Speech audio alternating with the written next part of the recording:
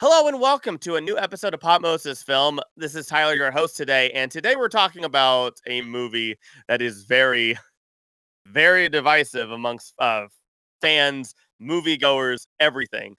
And I find it's a little insane, and I can't wait to talk about this movie. Today we're talking about Wonder Woman 1984, recently released on HBO Max on Christmas Day for free. And yet the whole internet is just blowing up, angry and peeing the pants and pooping the diapers about it. And today, Oh, wow. I know, you're welcome. You're welcome for that imagery. I don't know about that. Today joining me, we have my co-hosts Josiah and also Paul. How are you guys doing today? Hello. Good. So I can't wait to discuss this with you guys. I think the only person I have discussed this like a little bit with, like, because I had to, was with our amazing guest today. If you watched our Black Lives Matter stream where we talked about Into the Spider-Verse, you know her. Or if you listen to our other shows, you definitely know her from guesting a lot of them. Sandra, how are you? I am swell. I'm good, yeah. Awesome. And Welcome back. today, you guys, yeah, welcome back. Thank Thank you so for much coming back. being here. We always Yeah. set expectation. Once people hang out with us in this world, we're like, we're not going back to that show. Forget those Hey. guys. If I could hang for a 3-hour discussion or debate on candy, I'm good for like just having Whoa. fun. Yeah, our most extreme ranking challenges are a little insane. But so why don't you tell us about yourself? What do you do? And yeah. Yeah, I edit. I'm a full-time editor. I edit books because the question is always, what do you edit? And I say books and they go, oh, because they think it's film and stuff. But no, it's books. So I'm a full-time editor, but I also am a co-host for the Story Geeks podcast. And we talk about the deep themes in geek films. And then I also teach dance because, why not do multiple things? So that's me in a nutshell. You're of many talents, just like Wonder Woman. Josiah, Yay. why don't you give us the rundown of what this movie is and who created it? Sure thing. So this movie came out in 1984. I was 2 years old when this movie. This movie was 1984. This movie came out on December 25th, 2020. It was supposed to come out in June and then October and pandemics. One thing I realized, we were inadvertently covering history because we talked about Onward and we're now talking about Wonder Woman 1984. Those are probably the two most significant movies of the sort of pandemic era, other than maybe Tenet, in terms of the approach and the box office, and maybe Mulan and how it's changed things and how things shifted.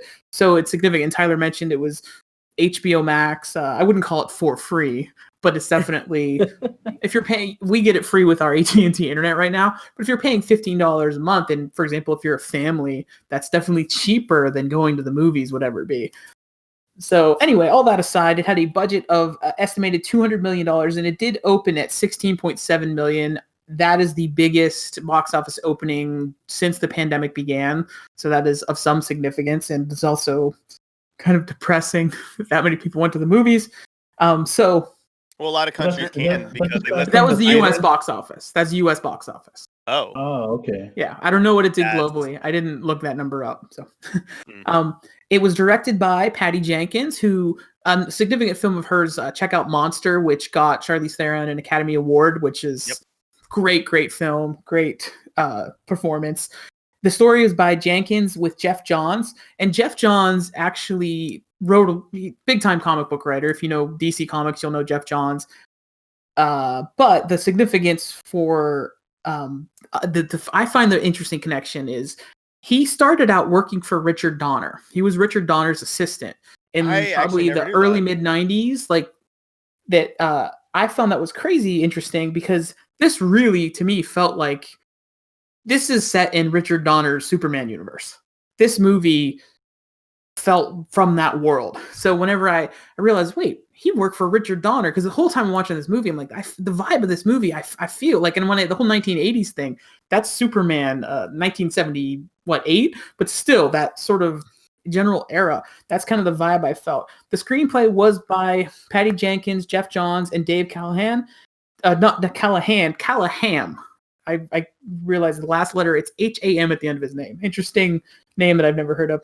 He wrote Doom. He's written every Expendables movie, and he is now writing like all the comic book movies. He's going to be writing Shang-Chi for Marvel, the Spider-Verse 2. So there's a connection to our podcast here. He's going to be writing the second Spider-Verse movie. So I thought it was interesting. I was like, hey, we're connected. We are related. We're intertwined with Wonder Woman 1984 because we did an episode on Into the Spider-Verse, and the writer wrote that. So we're all part of it. It's like 6 Degrees of Kevin Bacon, but for this podcast. It stars Gal Gadot, Chris Pine, Kristen Wiig, and Pedro Pascal. And the most interesting thing about Pedro Pascal for this is, I got my Boba Fett here, Mandalorian's lurking somewhere behind me. Not any of that. He was in the David E. Kelly pilot. Yep.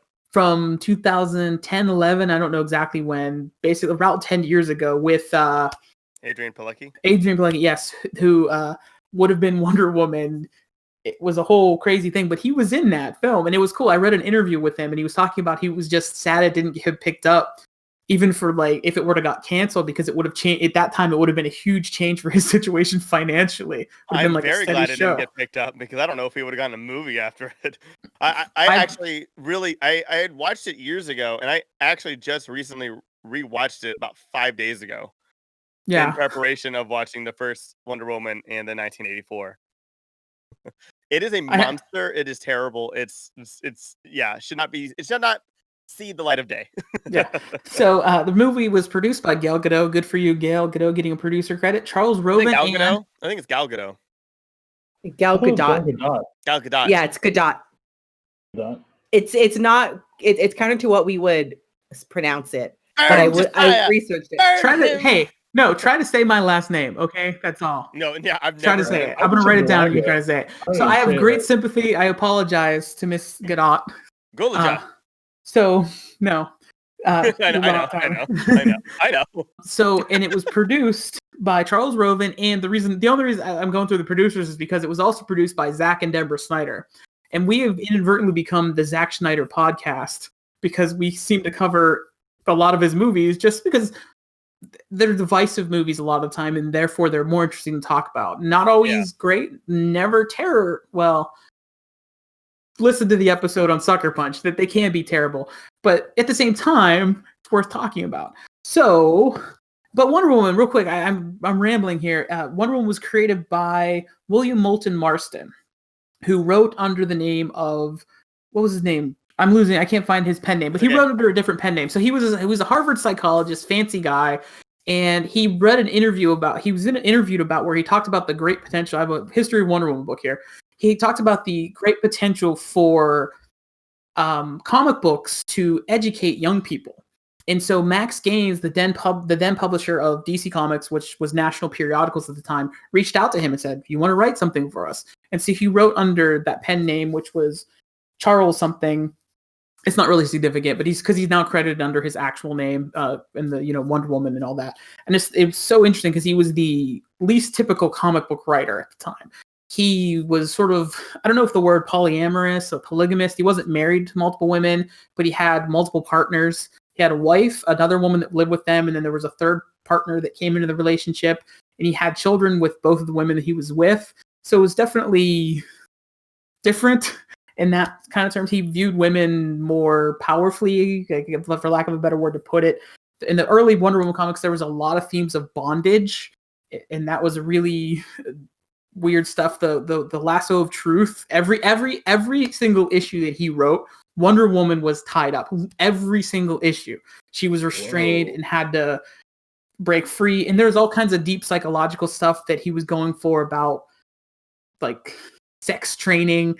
That was bizarre stuff that he was putting into the comics. No, but I think it's significant into the first significant female character being created by a man who had progressive views of what women should be in society, especially for that time, considering Wonder Woman was first released 1941, I believe. And All-Star Comics number 8, December 1941. So, and it was created with the idea of a female Superman.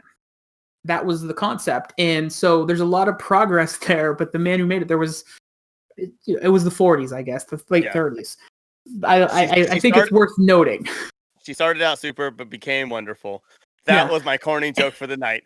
That's all I have to say about the Wonder Woman background. I couldn't not mention the bizarreness of Marston if we're gonna do our Wonder Woman episode. That's pretty bizarre.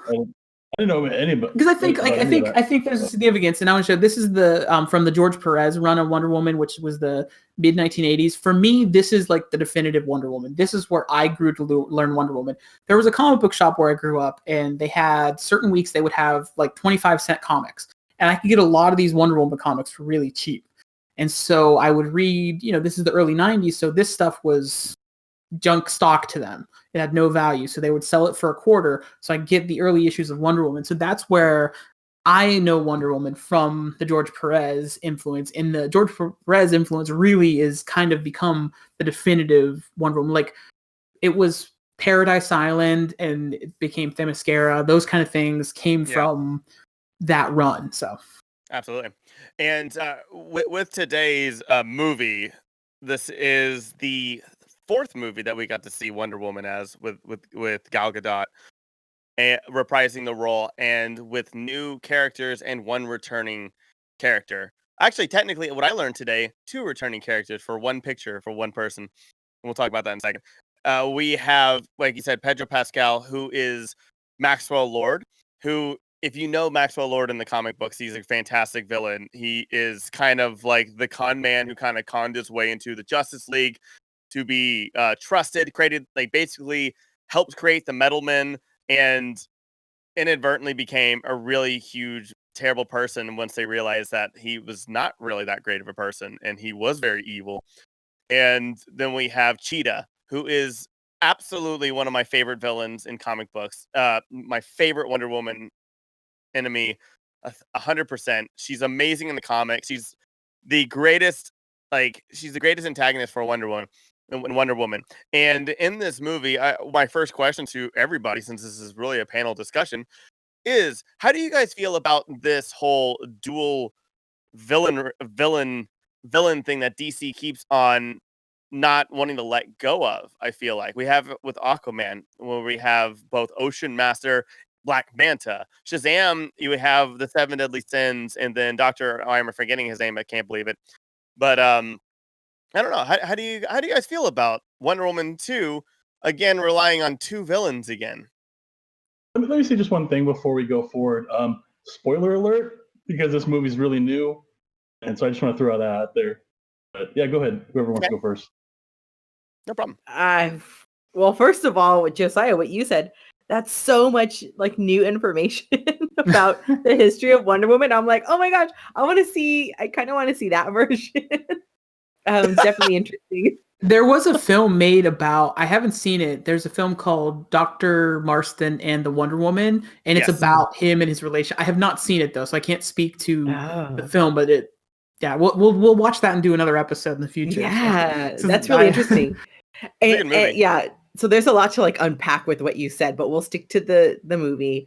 I don't mind 2 villains. I really don't. And maybe that's because and I know it's corny, but I grew up with Batman 66 as like my first, real superhero that I enjoyed.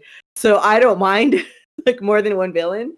I just think that they need to be done well. So it could be 1 or it could be 2.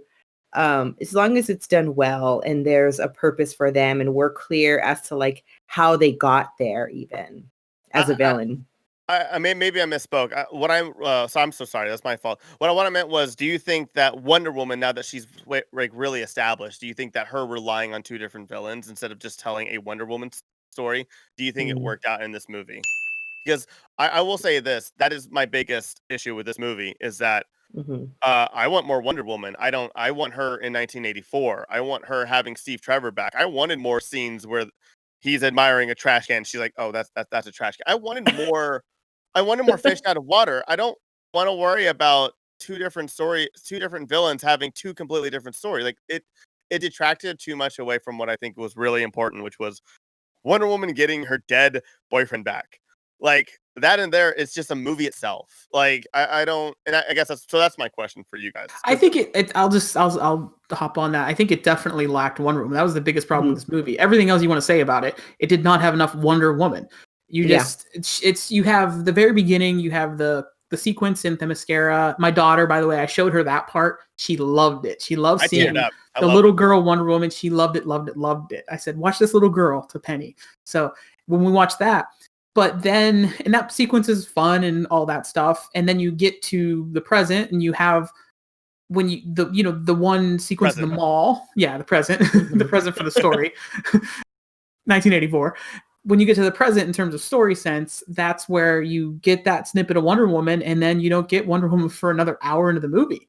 And that's problematic. She's just, she's, Diana Prince. And it reminded me of in the 60s when, I don't know if you guys are familiar with when Denny O'Neil took over the comic, and he was trying to write like a progressive version of Wonder Woman.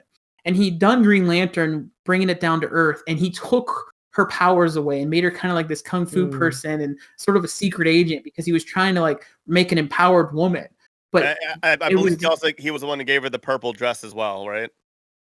I'm not sure about purple dress, but the idea, he depowered her because he thought it would then about her womanness and her strength. And he took away the one real significant female superhero, like at least the one that had her own comic book, took away her power. What's the fun in that? And I feel like the movie inadvertently did that too. And the movie did that, like, again, spoilers. The movie literally does that, and sort of does that just by the way the flow was. And I think it was kind of what Tyler was saying. I didn't really see it as the villain thing being a problem for that, but now I see it. Because you got to give screen time to these different things, and you're going to take, something's going to go. Even though the movie's 2 hours and 30 minutes long, something's going to be lost, or some part of it, some element of it, I feel like it's funny because it's a thing with DC movies that sometimes where the Batman vs Superman, that longer cut is better, makes things make more sense. And that, absolutely. And you actually understand Lex's plan. Exactly. And here I feel like there's 20 minutes out there somewhere that would make this a stronger, even though it's weird to say a tighter movie, but I feel that's kind of how it felt. So and hopefully it's 20 moments of Wonder Woman being Wonder Woman. That's all. I mean, I agree with you that there should have been more Wonder Woman. I think of it this way. I think there was like some studio meddling in this movie, because it really has two opening sequences. Like it's actually the opposite. She actually had complete control in this one. They are studio involved in Wonder Woman. In Wonder Woman 1, it was her movie. This one was studio involvement. This one, Patty. This was Patty Jenkins at her 100%. I mean, for example, she's the story. She wrote this one, and she did in the first one. So what was that? Just I think it's really odd. Just real quick, Paul. Just to say, going off that, the Patty Jenkins, she's story credit and wrote this one. So again, more influence in it for sure, just in that term. But go ahead, Paul. Sorry. Yeah, sorry about that. Yeah, I just think it's like what's kind of odd is that the sequence with her as a kid, which I like to call Kid Wonder. She that's kind of an opening sequence, and then it has a morale of like, oh, you can't take shortcuts, and then that thread never shows up again in the movie. And then there's another opening sequence with the mall that stands for an opening sequence it sets up the tone for 1984. So I think it's just weird that it starts off with two opening sequences, and I think the funny thing is, like, this movie is so long. It's like 2.5 hours long, and not much really happens. And the stuff that's the strongest is like what Tyler says, it's the fish out of the water stuff with Steve Trevor. And I don't know, I just didn't buy Pedro Pascal as a villain. I didn't buy Kristen Wiig as Cheetah. I don't think it's really a matter of like how many villains you can have, because I'll go back to Batman 66. I have like 7 villains, and it's so entertaining. It's so fun. But this movie is like a chore to go through. It's very has poor pacing, and it's kind of exhausting in a way. May I interject though? But I think the Batman 66 movie though had 2 seasons also to fall back on character development. But I agree with you. The reason why I wanted to ask about the 2 villain story thing is one thing. Like I said, this is a very, very divisive movie where people are saying this is the worst DC movie, and I think that is absolutely unfair. And I just realized Sandra didn't answer my question. Sandra, so how do you feel about the 2 different villains? I'm so sorry. No. Because I kind of started without quite understanding what you meant. But now that I know, yeah, we needed more Wonder Woman. I still kind of viewed the moments with Diana though as being that part of her as well. We don't get to see her in her gear as often.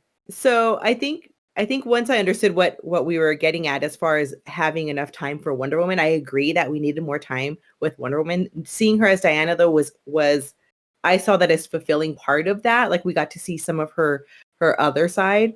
I think with Cheetah or Kristen Wiig's character and with Pedro's character, we didn't really understand why they were doing what they were doing. And so to get more time, it's like, if you're going to give them more time, then tell us why they're doing that. What did Diana do to their careers that is making them so angry and wanting to pinpoint her, or like what is her involvement in this story and why are they so focused on her and what she's up to? It just was kind of confusing. So I think what Paul was saying about needing an extra 20 minutes, I think that would have helped if it would have been fulfilling that question of like, you know, we talk about what's your motivation, but like really what was their motivation? And if they're just mad, then okay, let them just be mad. But we don't see that. We see elements of humanity in them. So then there has to be a trigger, a catalyst to have them change. And we don't quite see that. And as a woman, like I was really pissed at Kristen Wiig's character. And so maybe that's a question for later that you're going to dive into. So I'll kind of hold off with that. But I was so mad at that one. That was actually going to be the next question. So, okay. So perfect within this movie about with this devices, people are literally saying this is the worst DC movie. Like Catwoman and Green Lantern don't exist. They're making these horrific, the dumbest, or even Suicide Squad. They're making the absolute dumbest. I guess I don't know, like not opinions, but it's just they're blind. The hatred towards, I would feel like DC, and not only that, but also in this world and where we are with women-led films and women-led superhero movies is unbelievable. The divide on Captain Marvel is unforgivable and stupid. I don't think it's the greatest movie in the world, but I definitely think it's better than most Marvel movies.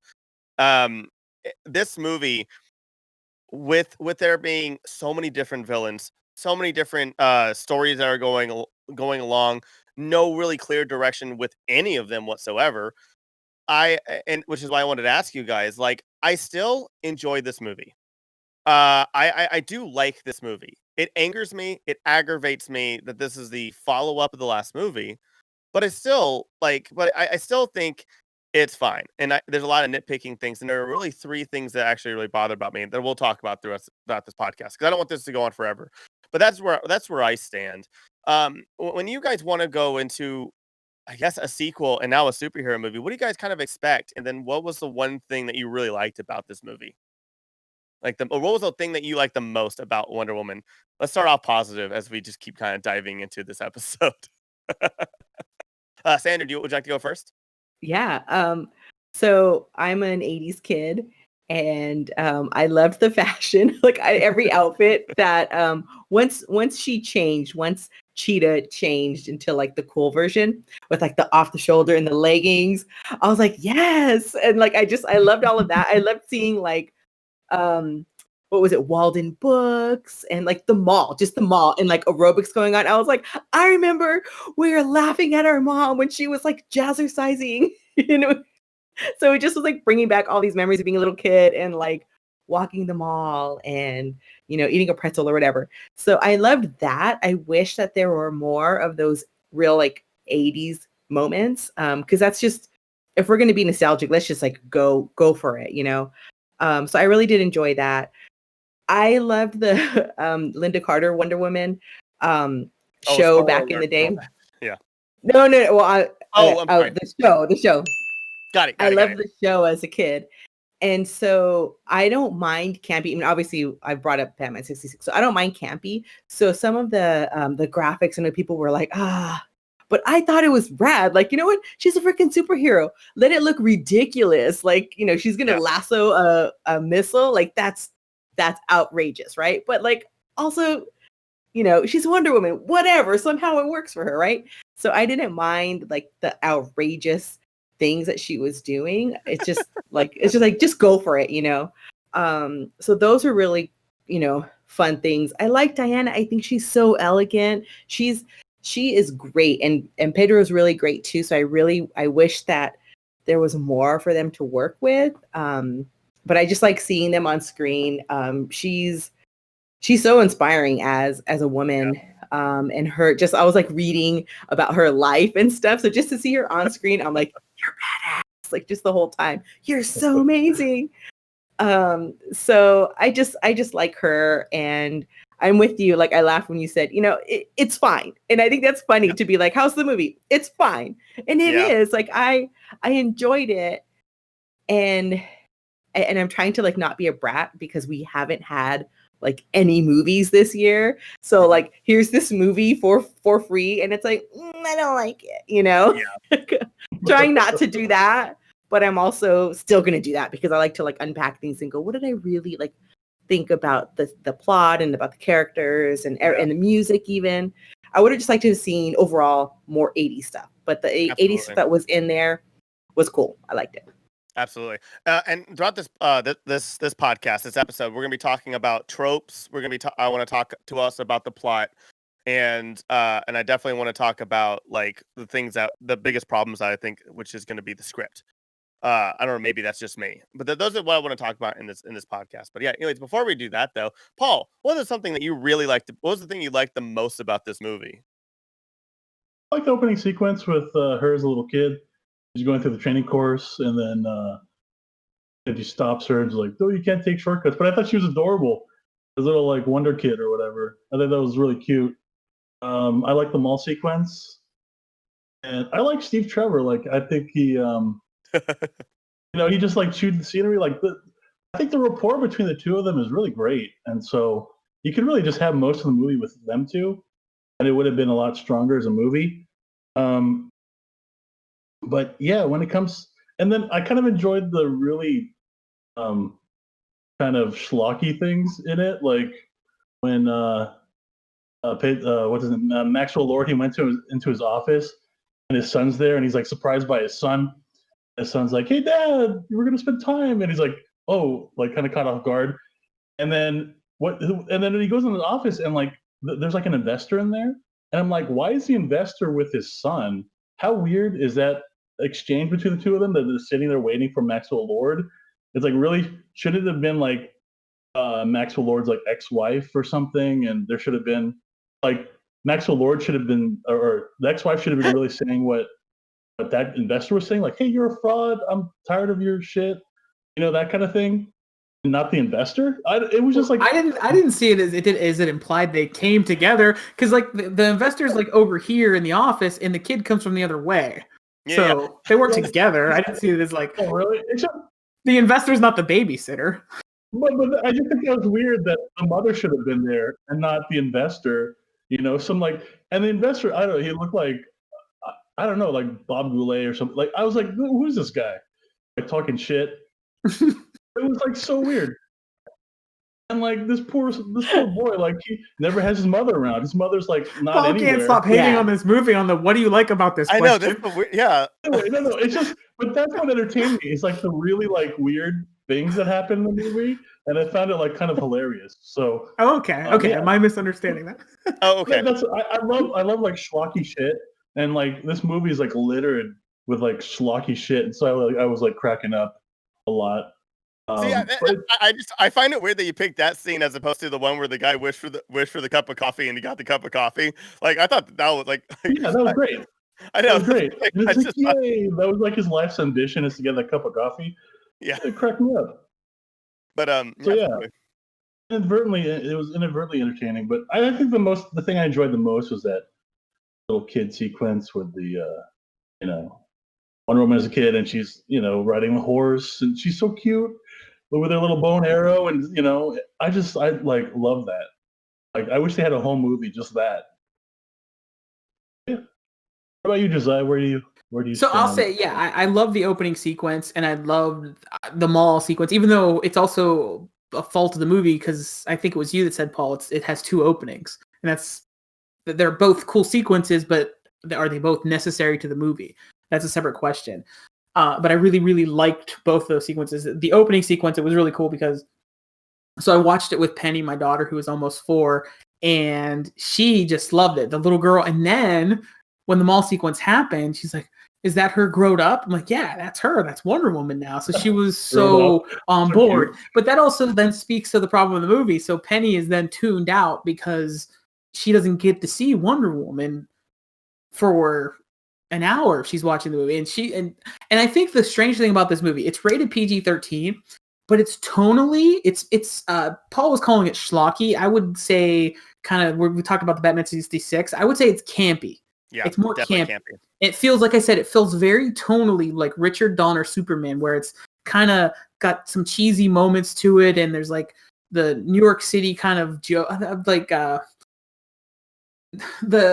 way the chaos at the end felt very much. And I know that the Richard Lester technically finished directing Superman 2, but that felt like the end of that movie where the New York, well, I know it's Metropolis, New York, whatever. They get that New Yorker attitude and they start going after the villains. When the chaos is ensuing, I felt the vibe of that part of Superman 2 for sure. I felt like the tone of it was all there. And that's something I liked about it significantly. I really liked that tone, but I felt like they were in between that, trying to have the romance be real. And I think the romance is what, the essentially what's a sex scene that knocked it up to a PG-13 rating that makes me think, okay, how much of this movie am I going to let my daughter watch anyway? But then the tone of it was very approachable for a kid. Not that it's dumbed down, but my daughter could watch it and sort of get on board in that sense. And that's what I liked about it, I want to say. But I also think it's interesting. I don't want to crap on the movie because I liked it. I didn't love it. I wanted to love it. I very much did. Me too. But this was my most anticipated movie of the year. Same here, probably. I would think so. Like, I find Birds of Prey is now my favorite movie of 2020. So, but with the last thing just about that is, I feel like that also speaks to, unfortunately, the flaws in the movie, where they were kind of between sort of a realistic romance, and the romance worked on its own and it was great, and those two together, but sort of an adult type of romance and a very family friendly film around that adult romance. Yeah, and we'll talk about the script and the story, which I'm guessing you're going to be going with all of our negatives. I figure is most of our negatives are going to be with plot and script. Yes. Yeah. Okay. Right. Well, I got one. Yeah, and I'll take it. Because I can't say it's bad filmmaking. No. Great. Well, yeah. Okay. So one thing I want to say that I really liked about this movie is, the intro. I disagree with you guys. I think that the two intros, I don't think they're two intros. I think one of them is because what she was told by why am I forgetting her name? Oh my god, I'm such a huge Wonder Woman fan. I know all their names, and I cannot believe it. Robin Wright. Robin Wright. What Robin Wright tells her is the entire ending of what she's telling Maxwell Lord. So that whole thing was very important to the story, and it was not only the beginning, it was the end too. Right. So I don't know. So that is the true beginning. The second one is just setting the tone, but also we wouldn't have had the story had the mall not happened, because they found the jewel because that shop had a black market artifacts. But you don't need, but to the logic of the movie though, because Wonder Woman didn't acquire it though, the FBI then dropped it off. You don't necessarily need to see the action of that happening though. From like for your... There was a robbery. The cops went into the store and were like, "Hey, what was stolen?" And they were like, "Oh, nothing." And they're like, "No, we have to check everything." And then they saw a bunch of artifacts, and they stole the artifacts from the people so they can be sent off to other things. That is the story. Like, I know, but I'm saying that literally the cops don't do that though. You just, then when Kristen Wiig shows up, she's like, "Oh, the FBI dropped off this stuff. Take a look at it." That's how that happens. If there was some level of action engaging the characters in that action, you see what I mean? To connect them more. That's what I'm saying. Yeah. I think we wouldn't have had that awesome scene though. I love the scene. I'm not trying to nitpick on it. I don't think that's a real problem. Forgive me for. And all I mean, I don't consider them two different intros. I see one as the clear intro, and the other one is just setting in time, and you get to see Wonder Woman kick ass. And I just see it as as scene to transition. I see it more as a transitional scene as opposed Well, to it's intro. introducing That's Wonder me. Woman. So it really is. I mean, it's an intro of its own kind because that's introducing the Wonder Woman character. That, to be fair, and I didn't think it didn't. Like, I feel like when I say that there's two intros as a problem, it's just because the movie feels long. Got it. If it didn't have that problem, then it wouldn't even. You understand what I'm saying? I think that's where that becomes a problem when Absolutely. the movie. Because even whenever Judy and I went to watch it, it was Christmas night later, and we have 2 little kids, and we're like, "Oh, 2 hours and 20 minutes long," it's like, or 2 hours and 30 minutes long. It's like, oh, okay, it's like that's longer than we expected. But no, that makes way more sense. And so the one thing I really like, honestly, is, and I'm probably gonna be the only one on this. I love. Sandra was going to say something, and what were you going to say? I think with the 2 intros, I well, that's what we're calling them, right? I think the beginning scene with Little Wonder Woman could have been placed later in the film because we see that in Captain Marvel where she goes back to all of her trials growing up, and it's at that in the 3rd act.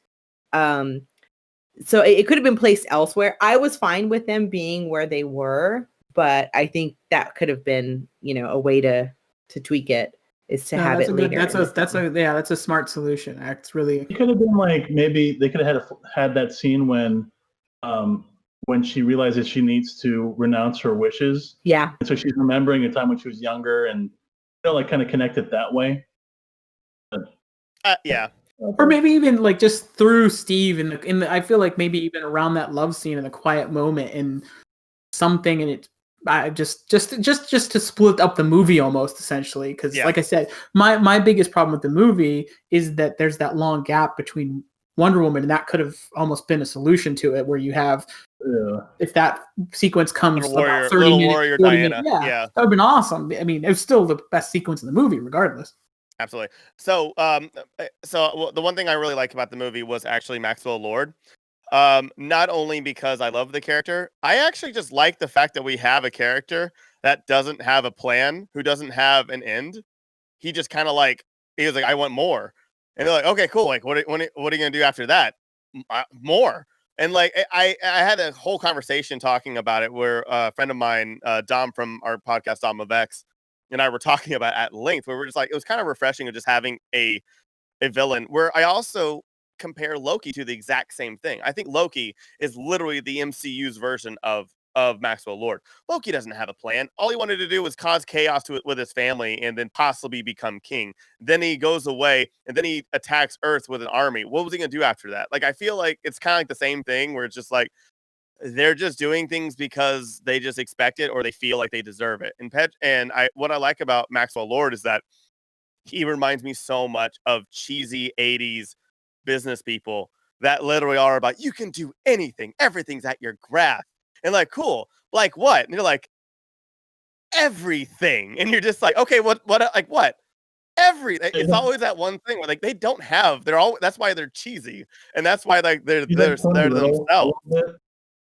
Yeah. And I think that he works as a villain, not only as like being one of those cheesy personality people that always have mixed messages and bullshit messages, but like he just becomes this thing where, yeah, I'll be a guy who does wishes and gets everything that I want from telling people to say something and doesn't know when to stop. And to me, that actually kind of makes sense, and I like it. And it just it's to me makes him a little bit more like I guess I don't know. I guess I see myself into that sometimes where like I want to do all these projects. I got to do all this stuff. Like, cool.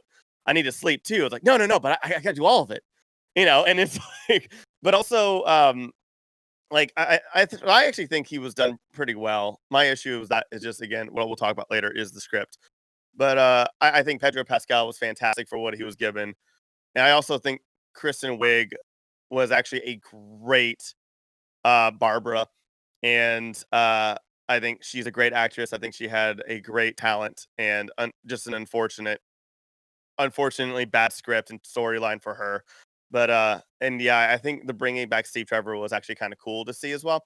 The thing I like about this movie is it feels fresh. The ideas feel fresh. A wishing stone, like legitimately, just a wishing stone is the plot of this movie, which is like something I never would have thought of in a superhero movie, especially after MCU, where it's like all this other like galactical beings and armies, or like all these other things. And this one's like, I wish. And I don't know. That's always been fundamentally the camp of it.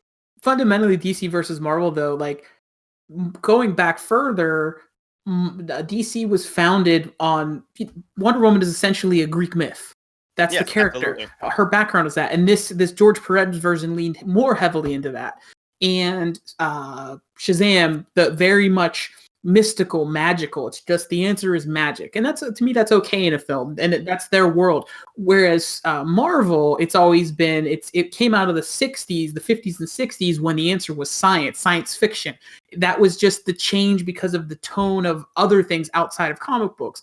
So I think therefore Marvel movies are so dominant that when the science is the answer, and there's still mystical elements in, well, even in like Thor, it's like we call them magic science. Like they sort of, they make it make sense within their world.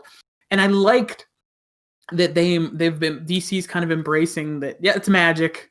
It's magic. I love it too. It's magic. I like that because that's also, to me, makes it different. I want these to be like DC movies and not like Marvel movies. And that's always.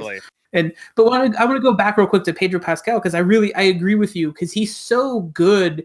That again, so if he only had more to work with, all that stuff. But he reminded me, this movie, he feels like the Michael Scott of a comic book movie, where what Michael Scott wants is to be loved, right? On The Office, he just wants to be loved so badly. He wants friends so badly that he does all these things, and he's weird and awkward. That's this guy. He thinks if he's this cheesy guy, that's what'll get him liked. He thinks if he can grant these wishes, everybody will love him. I think that was cool. And of course, it's like all about his kid. And the dad on the podcast over here, that's the part that resonates, gets to me. And like everything where there's a dad and a kid, it's like, oh, I have a kid. And so that, I think those were the things again that worked. But it's also where like there was just not enough for, particularly like you said, Kristen Wiig.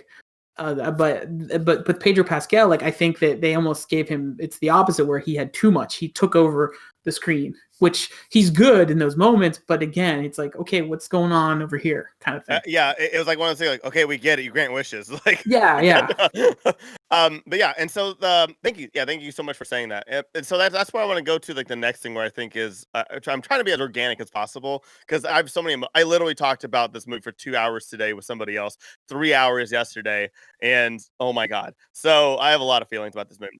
But yeah, I want to talk about tropes, because I feel like one of the things about this movie that work, and also really, to me, also kind of breaks the movie and damages it, are these decisions for some of these tropes. And of course, a lot of these movies, especially like what we're talking about, campiness and stuff like that, I think they belong in here. But how much and which ones work and which ones don't? And I know Sandra definitely has one that she definitely wants to talk about that I agree with 1,000%. So I'm gonna let you start off with this one. Oh gosh. Okay, so I've been wearing glasses since I was 9 years old, and it's always like, oh, let's do the 80s makeover, and like, let's change your clothes. Okay, fine. Take off your glasses suddenly, and it's like the message, consistent message in all of those movies is that you can't be beautiful if you wear glasses. Which, of course, like as a kid, I was like, well, I'm going to be ugly then for like my life because I have to wear glasses. And I hated that. Like, and I actually commented when I was watching the movie, I'm like, oh, like they made her over and she had her glasses on still. I'm like, I'm so glad that she had her glasses on still. Like that they didn't take them away. And then like the next scene, she's like, oh, I guess all this reading made my eyes better. And I'm like, son of a bitch. Like I just got so mad because I thought, oh, thank God they're like acknowledging that trope and they're not going to buy into it. So I hated that. I mean, that little detail, but the bigger picture was, and from Patty Jenkins too. Like I felt so empowered after Wonder Woman. Like I was leaving the theater and I was like, yeah, like kicking, and because I'm ridiculous 24/7. So I didn't care that I was in public. But after this movie, I was like, the view of women. It's like each woman had one wish. Like your whole being, anything that you can have is now at your fingertips. And Kristen Wiig's character wanted basically to be popular. And Diana wanted her boyfriend back, which to me, like, I thought that was crap too. Like, she's had decades to get over that boy. And like, I mean, can I interject? I'm so sorry. I don't mean to interject, but I actually talked about it with somebody else. Granted, when she did make the wish, she didn't believe in it. She just did it to kind of humor. Right. No, and that's my only defense on that. That's it. Sorry. Yeah. Well, no, I think she believed it. For Diana, I think she didn't believe it. For Barbara, I think she did. I meant for Diana. Yeah, I meant for Diana, not for Barbara. Oh yeah. Yeah. For Diana, yeah, she didn't. But still, that was what her wish ended up being, and that she didn't immediately like return him to the other. Like I've seen Pet Sematary. I've read the book. Like, you know, you don't bring them back. But also like that was very weird. The whole bringing him back in another man's body and then immediately having sex with that guy. Like, that's not the same man. And the whole quantum leap thing where he's looking in the mirror. If they would have just had him look like Chris Pine and look like Chris Pine, but not show us, oh, he doesn't really look like Chris Pine. Right. We're just seeing Chris Pine. That mirror moment was where it's like, okay, this is they're crossing a line. Like, and if it's gonna be magic, like you're saying, just be magic. Just have him like poof into existence, as opposed to like, you know, Ghost, Whoopi Goldberg, Patrick Swayze kind of moment. Yeah, it was kind of like that. Right? I was like, please do some pottery. Like, just go for it. I would have loved it. Some pottery. But I know. But the whole trope of like the 80s makeover thing, a friend of mine, she's like, maybe. And I thought this is so cute. She's like, maybe the script is so bad because they were like fully committing to the 80s vibe. And I'm like, no, that is not acceptable. I thought it was hilarious, but no, I mean, just the trope of the makeover. As a woman, I wanted more, and I got more in the first Wonder Woman. Like I felt like, dude, no wonder guys want to walk around like fighting everyone, because I felt so strong afterwards, even though I'm like super weak. But I was like I feel amazing, like, you know, and just at the beginning, the opening sequence in Wonder Woman 84 of seeing young Diana and like just this whole, like, what a dream of like being around just all women. You could walk at night, you could wear whatever you want, right? So all of that is very empowering to think, you know, we could be strong and not be judged for it. We can run around in these clothes that are allowing us the freedom of movement and not restricting our movement and fight and do all of that stuff, you know. But we didn't get enough of that. There's a little bit for little Diana, but not for the women that she was around. Like for Barbara to just want to be popular was really ridiculous. Like that I mean, and you're already like, when she was going through her resume, oh, I'm a this and a that and all these different ologists that she is, like, she's successful, but because she wasn't getting the attention of men, like that was the thing, which I'm like, that is garbage. Yeah, and the joke was that like no one could remember her, and as I'm watching her, I don't want to stop looking at her. And so I couldn't get the idea that you would forget who she was if you met her. Oh, I interviewed with you, like the woman. I couldn't get it because like I can't not look at you, Kristen Wiig, because you're just so engaging and charming and all those things, and you're funny without trying to be some like that. I couldn't buy that part of it. Because I like the concept, kind of jumping off with Sandra. That the idea is you have this character who is so not Wonder Woman that she wants to be that person, and then her wish is to be that person. But it's the way they execute it through is, it's through the attention of men, as opposed to being empowered, which is again what the first movie felt like it was about. So I totally got like Electro vibes from her whole character arc, you know. Like she, you know, like the Jamie Foxx was kind of like the submissive kind of scientist, and then he jumped into like those eels, and then he gained his power. So I kind of got an Electro vibe there. I would say like the trope that I think didn't work here was the Superman 2 and the Spider-Man 2 trope where the hero kind of forsakes their powers to live a normal life. In this one, she like has sex with Steve Trevor, and then they immediately get into it like, hey, let's find out what the deal with the stone is. And so the whole time she's like still Wonder Woman, and she doesn't forsake her powers so that she can, or stay with Steve Trevor. And I wish they had that where the world kind of went to shit because she decided to pick Steve for being Wonder Woman, and that never happened. So I just think that wasn't really successful. And going back before with Maxwell Lord, I think as a villain, he was a poor villain, but as a regular character, I thought he was very entertaining. Like his, sort of Tony Little kind of thing, like oh, you can make your own fortune and all that infomercial shit. But as a villain, I think his motivation would work so much better if he like that end sequence where he's like reliving his past, like he realizes that his son is the answer to everything. Like his son is the answer or the truth, and that it showed him all the moments he had with his son, and like how his son really means so much more to him than all the fortune and all the adulation from like all these investors and Robert Goulet and all of them. I think that would have been more impactful.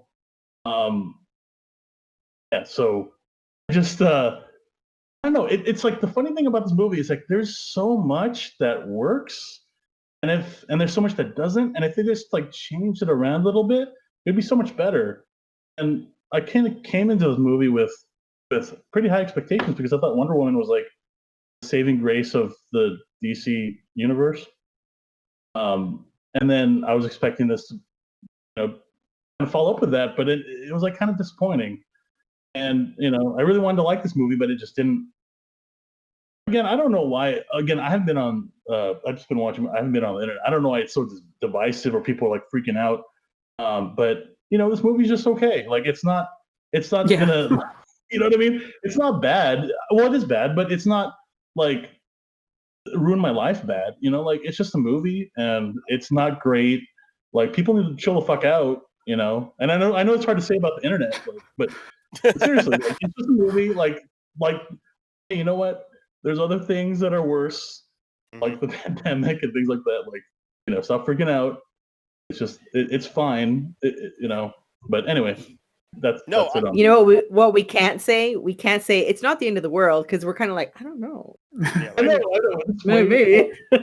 Wonder Woman 1984 ruined the world. Yeah. I gotta mention one thing. I was talking to Tyler like a couple days ago. We were like chatting, and we were like, he's like, "Hey, what do you think about 80?" Like he was talking about 1984, Wonder Woman 19, but I thought he was talking about the George Orwell 1984. You never said Wonder Woman, and like for like half an hour, I was like, I don't know, man. John Hurt. Like I just like, what do you think of Newspeak? Yeah. I was like, oh, I just didn't make that connection for like half an hour. So. The information hole. Yeah, go ahead. Sorry. Welcome to the George Orwell podcast, everyone. Yeah, no, you're totally fine. And like, that's actually another thing that irks me. Is like, why did they go 1984 if it literally has nothing to do with 1984? Like, I don't know. I feel like that was just kind of like a scam, like for us, because I was expecting there to be like some other thing that's like preventing her from being able to be a big badass, but it really was nothing except for her career. That was really preventing her from being Wonder Woman all the time, I guess. Like, oh, here's a fix that this is how I think you could have fixed it with the whole 80s setting, right? You had one of the investors was like a Soviet or something like that. He was like Gorbachev, and he's like, well, so like Maxwell Lord is like in it deep with the Soviets, and like they're coming after him because he can't pay them back. That's how you could have kind of put in the 80s setting with Maxwell Lord and kind of made it integrated better with the story. I don't know, but anyway. No, I mean, like, or it could have been like Maxwell Lord was already president, like halfway through the movie, and like literally started limiting everything and was like wishing everybody to not know real information.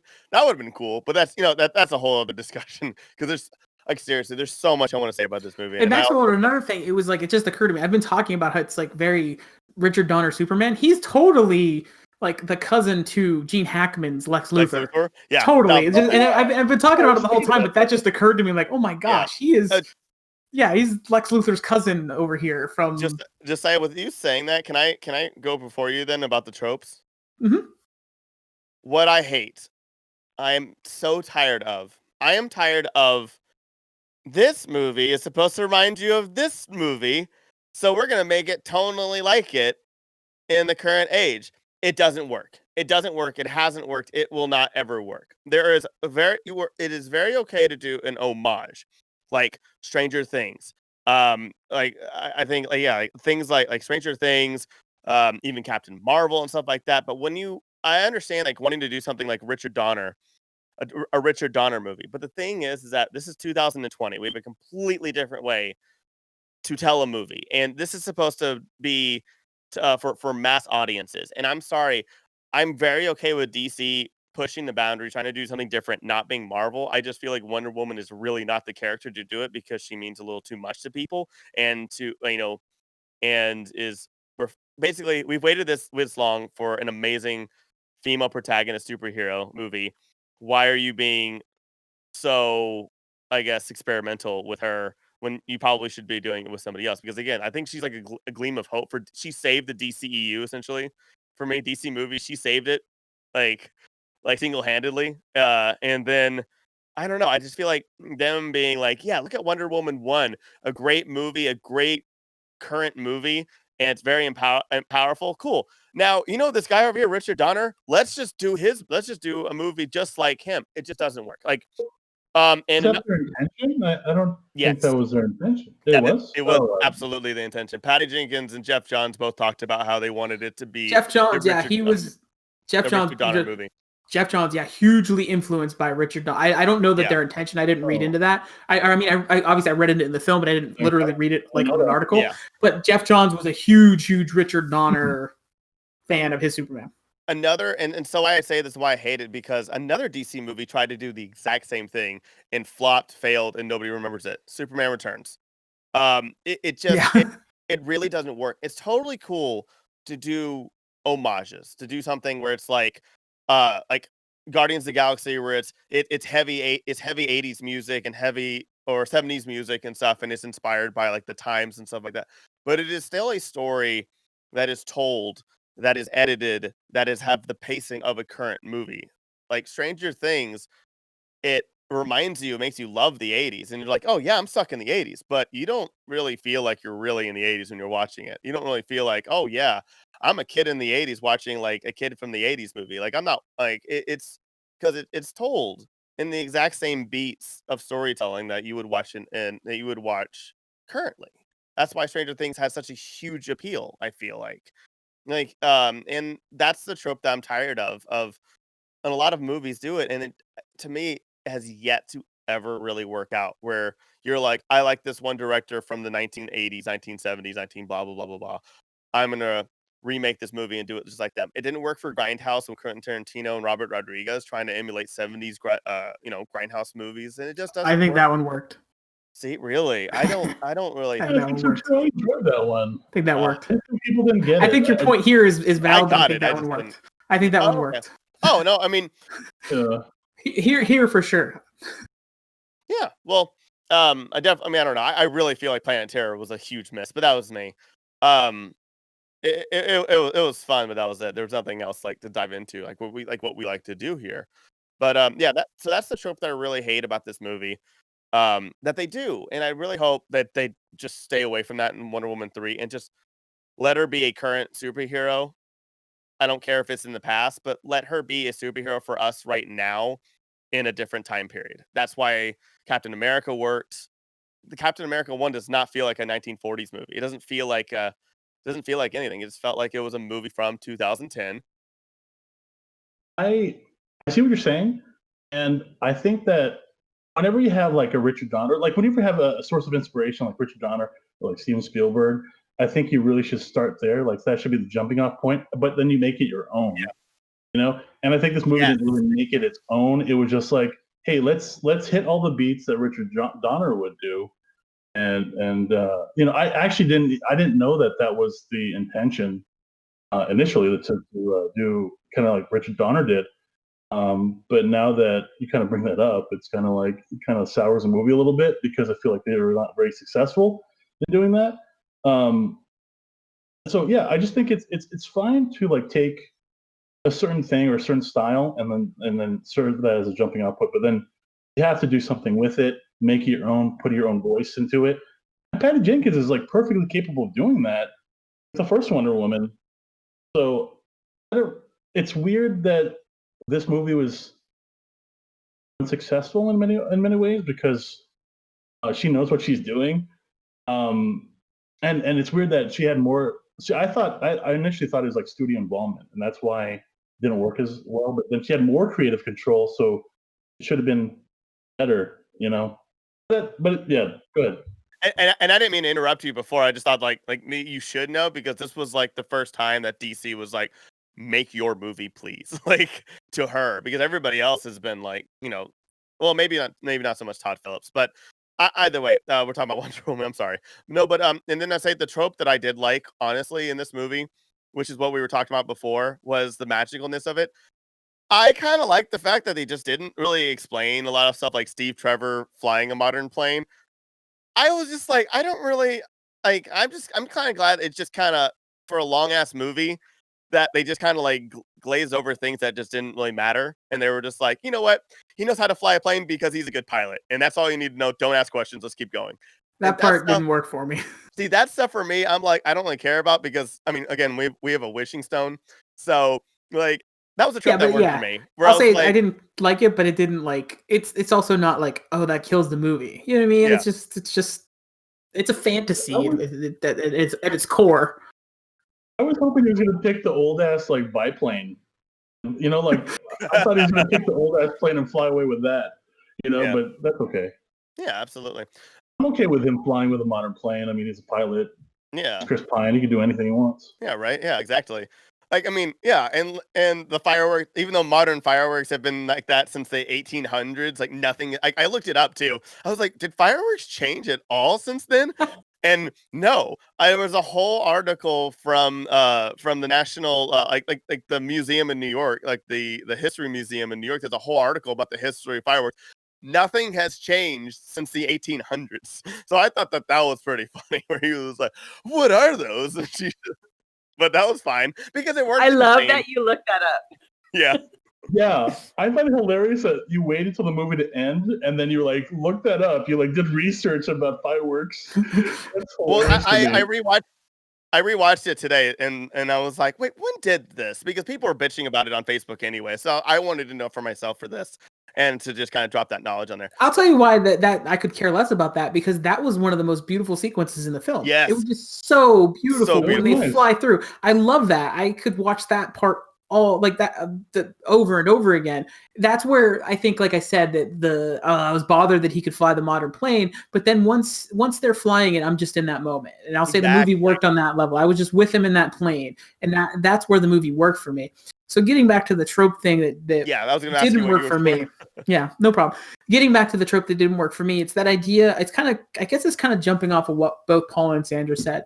So the whole like losing my power so I can be normal thing, that doesn't work for me for Wonder Woman, because she is Diana of Themyscira. She is Wonder Woman. They just call her Wonder Woman. She is that when you see that little girl training, sure, the whole lesson of don't take the easy way, you know, that which is Maxwell Lord's lesson as opposed to hers. But then what I didn't like is she's losing her powers to keep Steve Trevor, when I would have wanted, and I would flip that for me, and it works, where he's like, I don't want to go, I want to stay. And she's like, no, you have to go, because that is what is best for everyone. That's where it really failed for me, because she's the woman, like, don't leave me, oh, I love you. And you know, I would want Judy to react that way for me, but I would want, in this circumstance, say, like, realistically, if there's a situation in life where Judy has to make a decision, It's me, like my safety or something, or the girl's safety or something. Without a doubt, she would hesitate, take care of those girls. And she would know, I would agree that's right. I would want that from Wonder Woman to say, you got to go, Steve, because that's what's right. That's what needs to happen. And I like the idea that he's the one that would want to stay, instead of like, you can go, and he's the one who like makes it okay, just go, baby. Or he doesn't say that, but that's where it really. If it was like a 2000s movie, he'd say that.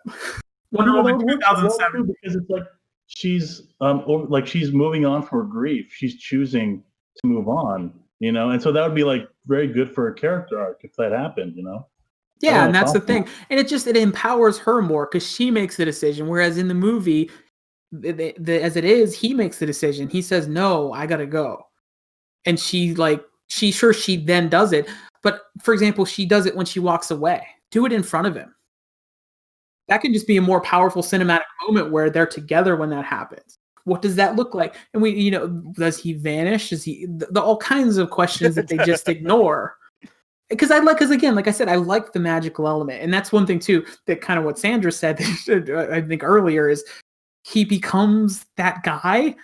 Whereas everyone else, magically, they just show up for an interview or they just get their coffee. If it's magic, let it be magic. It doesn't need to be magic mixed with, he needs to physically inhabit somebody's body. It's like, no, his body just is back. Like, he doesn't, we don't need that, like I said, that quantum leap moment where, and I think that was what they were going for specifically, where he's looking in the mirror, checking himself out, and the whole, the 80s like trying on different clothes thing, and that worked because their chemistry is great. Yeah. But it's also very bizarre when you think about the ramifications of this other dude's clothes, and you're gonna sleep with this guy, even though you say, I see you, Steve Trevor, when he's not Steve Trevor. I think the only way that would work is if at the very end, when they had that end scene, the Christmas scene, that when he shows up and they have a little exchange, and he says, hey, you want to get us some coffee? And she's like, sure. That she opens herself up to new people. Like, no, so that's even weirder for me. Yeah, I don't like that. That's even weirder for me. It's like, I already slept with you when you look like Chris Pine. But I don't know if I would want them together anymore, because she's like, I had sex with your body. No. Yeah. No. It was much better. It was much better when it was somebody else. Like, Steve knew your body better. Like, how like you made love to Wonder Woman. You have no idea. I think it's great that she would have a connection and like talk to the guy and be like, hey, I acknowledge that you are no longer Steve Trevor. I don't want to see them date. I hope to God it doesn't happen, because that's weird. Yeah. But what I was to say, the other trope that I like a lot and that I wanted to bring up and I forgot about was I love the reversal of the clothing montage. I like the fact, like in the first movie, they had the montage with her and Etta, and and him being all impatient, and then they flipped it to where she's very impatient and everything, and she knows exactly what he should wear, and he's just like, I got a fanny pack, it has America on it. Like, I love the flip. I thought that was actually really. Yeah, that was nice. That was nice. Yeah, I thought that was pretty. Like funny. US issued fanny pack, like US issued or something like that. Yeah. Like, I don't know. Anyway. No, I like that. I like that joke. That was good. That was a nice joke. I like that. What were you gonna say, that scene reminded me of Toy Story 3 with Ken trying on all of the clothes Like, so Barbie could distract him. You're right. There were so many moments. That I was like that, or like even I think Josiah, you were talking about wanting to see a little bit more of Steve being out of his element in this new environment. That was reminding me of Captain America, and like, what's this? What's that? And then when he's like staring at what he thinks is a statue, and she's like, that's a trash can. Like, it was funny, but it was also like, it feels sometimes like knockoff Marvel. So there were some moments there that were a little bit knockoff Marvel. And I love Cap, and I love seeing him in that kind of naive and innocent, gentlemanly way, but with this other Steve, I was like, we've seen it. it works with Steve Rogers because that's his character. He is kind of naive, but Steve Trevor is not. He's a spy. Yeah. It's a different. So the naive part doesn't work. Yeah, so I many see people that, hate the trash can, and I loved it. I thought that was a fine joke. funny. It was funny. Yeah, I wish To it me, wasn't that's in the like- trailer, but No, to me, I like, love it. you know what though? I was gonna say though, to me, that's like the joke that you make to put in the trailer. That's why that joke exists. So And you're it like, was. when you see the trailer, yeah, that's why. I'll say this: I wish that the trailers didn't reveal that he was. If they could have kept it, like, I know that you're selling Chris Pine tickets. You know, people want to see him in the movie, so you got to. Well, obviously the whole pandemic thing, but I wish if he didn't tell you he was in the movie, that would have been a really cool surprise. But I understand the marketing side of things. This is a whole different ballgame. But from a story perspective, I would have been like, it would have worked more for me if I didn't know it. Strangely. That's another trope. Like, oh man, like How to Train Your Dragon 2, when they spoiled that entire thing with that lady, when that character being the mom in the trailer, and the director had a fucking meltdown at DreamWorks about it because the marketing department didn't get his okay. Anyway, were there any other tropes before we move on to the final Can I find out one more? Oh, of course, absolutely. Oh, I love the horror movie exposition guy. You know, where like he took out. He's like, this is what Stone's about. Here are the books, and this is like from the you know. Oh like, yeah. Goobalagoo, whatever. It reminded me of Vincent D'Onofrio, and Sinister, or like that horror movie guy that explains everything. Like, this is what the Necronomicon is, and this is how it works. I'm going to tell you over Zoom. So everybody, it was like that guy. So I don't know, that cracked me up a little bit that they put this in this movie, and it didn't really. Kind of weird. And it's that thing where if you buy it, you buy it. If not, you don't necessarily need that because you buy the magic of it. And then Diana can be like, "Oh, it's the God of Mischief. I know these guys. I fought one in the last movie." Kind of like, if you buy it, you buy it. You don't need extra explanation. Sometimes I really need to. I only had a chance to watch it once, unfortunately, before this. I wish I could watch it again, and I would have certainly more thoughtful things to say, but I feel like, okay, well, those are those sequences that just beef up the movie that could be slimmed down. And I'm the one who started by saying it should be 20 minutes longer. But well, but if we're talking about Richard Donner, though, I know him from Twilight Zone and Tales from the Crypt. So I'm fine with there being a little nod to anything horror related. And so I'm okay with that. Especially if you're thinking that they did want to kind of honor Richard Donner's style. Yeah, absolutely. I don't know. I thought it was funny to put that in there. You know, I enjoyed it. But. Yeah. How do you guys feel about this as now that DC is a little bit more established now, from basically saying, hey, all the movies that are happening now are no longer in a connected universe unless the directors and writers choose it to be. Like even Patty Jenkins says, this is not even 100% connected to Wonder Woman #1. This is not really a sequel. This is just a second Wonder Woman movie of the character, not the actual storyline. So with that, I mean, how do you guys feel about this as a whole story from beginning to end? Let's just maybe just kind of dissect it, but not take too long. But you know what I mean? But if it's not connected to the first movie, don't bring back Steve Trevor's ghost. Come on, it's connected to the first. Like, it's a direct sequel. No matter what you want to say, it's not another Wonder Woman story. You don't bring back the ghost boyfriend thing. Then, okay, like, you don't have his watch on her shelf. I think somebody had said where it was like she was like a little girl, and in the beginning of Wonder Woman 1, Hippolyta did not want her to be trained, and she started training when she was a teenager. Those games are clearly training. So like there's like a couple of disconnects that are in it. But that's again, that's also nitpicking stuff, and that's the stuff like I also just don't care about. I'm just like, no, I want little girl Wonder Woman being a badass. Like, excuse me, like I need to cry, and I need this.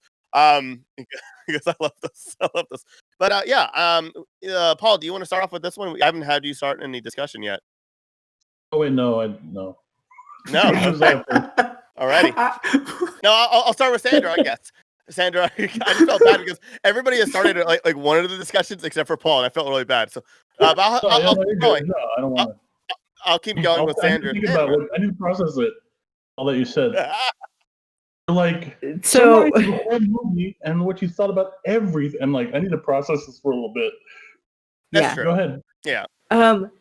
So for me, like there are kind of a lot of things as I started to unpack it. So one, I don't want to be ungrateful. I'm very, very happy that we have another movie this year, one of very few that it is Wonder Woman in this movie, you know, another Wonder Woman film. I'm happy for that. There were definitely some things that I enjoyed and there were good pieces to it. So I don't hate it. I definitely don't think it's the worst DC film. The problems were really with a lot of the tropes that took all of the power and the strength and the unique things of Wonder Woman that now we were kind of doing the opposite I say we, but you know, we were seeing the opposite in 1984 where, you know, Diana is clinging to her boyfriend for guidance. As opposed to making that decision and making a noble decision. We have this wonderful theme at the very beginning with no true hero is born from lies. And I'm like, that's an important theme. And it's very relevant to what we're seeing happen in the world right now. And especially when you have scenes where there's like utter chaos and you have this person who's lying and manipulating and just wanting power regardless of the destruction that it's causing. Like that's all very relevant that could have been played on and it wasn't enough. And then we didn't see enough of that really powerful theme of no true heroes born from lies. Like that would have been amazing to see that weave throughout the movie and not just kind of at the very end. We didn't get that no man's land scene that we got in Wonder Woman where it's like, oh, I'm not supposed to like cross this path here, like watch me because I'm Wonder Woman. And you just see like everything slows down. She's so badass. And like I cried when I saw that scene. I'm like, we never see women do this. And she was completely alone. And it didn't matter because she knew who she was. So we didn't get that in Wonder Woman 84. Like the only thing that we saw that was kind of close to that was when she saved those kids. Which it's like, you know, fine, whatever. But it wasn't those the kids same. like, how are you not out of the road at that point? I know. It's like you're so kids, into your soccer game. You know, like 5 minutes later, you're gonna put yourself in danger again. Got to fight behind. Yeah, those kids are just they're doomed to be run over by a car. Sorry. It's inevitable. No, but so we didn't see that. I was bothered by seeing Max Lord, his motivation, because I think what you said, Tyler, about Loki, he did have motivation and really his hatred for his upbringing, how he was treated as other and not quite equal to his brother. So we saw some of those things come up for Loki. With Max Lord, we see that he was treated mean and people were racist against him. And I hate that as a result of racism, he chose to be a very mean person who doesn't take care of his kid. Says, oh, how many weekends do I have with this punk? You know, like just really not a good person. So I didn't like that. I'm like, really? Like, if you're going to bring racism into the conversation, don't have it be the motivation to be evil, like to everybody, as opposed to, is there an entity that you can direct this hatred toward?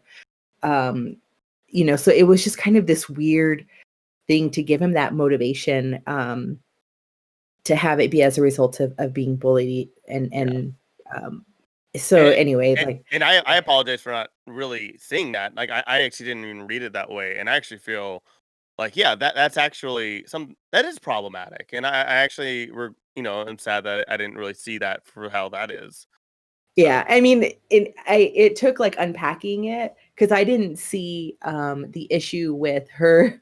And this is weird, but like I didn't see the issue of her being with Steve, like the body that he was inside of. I didn't see an issue with that, and then someone brought that up. I'm like, oh yeah, you're right. For me, it was more of that magic thing. But it was a magic thing. Although it's so weird that at the end, I'm like, is that same homie? Like. That's weird. Why is he coming back in? At first, I thought it was the magic thing, but then they did that mirror moment where he his actual other face. I'm like, oh, this is no, just don't do that. He's Steve. Like Don't show me that just guy. let him be like poof him into existence, but don't have him like, what was he doing in his life before the wish, and now what is he like? Maybe could he have been hired or something? Or here's the thing though, what to make that moment like awesome and hilarious, like cast Chris Hemsworth or something as that guy. One of the other Chris's. Yeah. So any of them, but that would have been Chris Pratt or one. Chris Evans. Like, yeah, and I would have loved it. Best movie ever. That was a little weird, but also who knows the answer to this question? Why the heck did Cheetah get 2 wishes? I don't understand that. Why did she get 2 wishes? I think it's because she got one with a stone, and then he could also give another wish. But he even said there's a line of dialogue where he can give as many wishes as he wants, depending on the person. But I think what the thing was is that it was just the stone itself, and then she got a wish through him. Oh, well, because remember he ran up to that one like worker, and he says like, "What do you wish for?" He did. It's like you only get one, and you wasted it or something. Right. Yeah, he's like, "Did I talk to you already?" Yeah, right. He's like, "What's with you and Ferraris?s?" So that's why I'm like, how did she get? But I think you're right. I think your logic versus him. That makes sense to me though, Tyler. The the stone, and then he is now a new new stone. Yeah. So if I had to pick one thing, I would say the biggest thing is what I already said. There was no no man's land scene. That would have like soothed me a little bit. Absolutely. Especially cool just because, like you could do it. It's a callback to the first movie. Plus you get to see it in a modern setting, which is really what you want to see. I wanted to see Wonder Woman being Wonder Woman in 1984. That's all I wanted to see. Do whatever else you want with it. So those kind of moments that, I don't want to. She needed a side ponytail.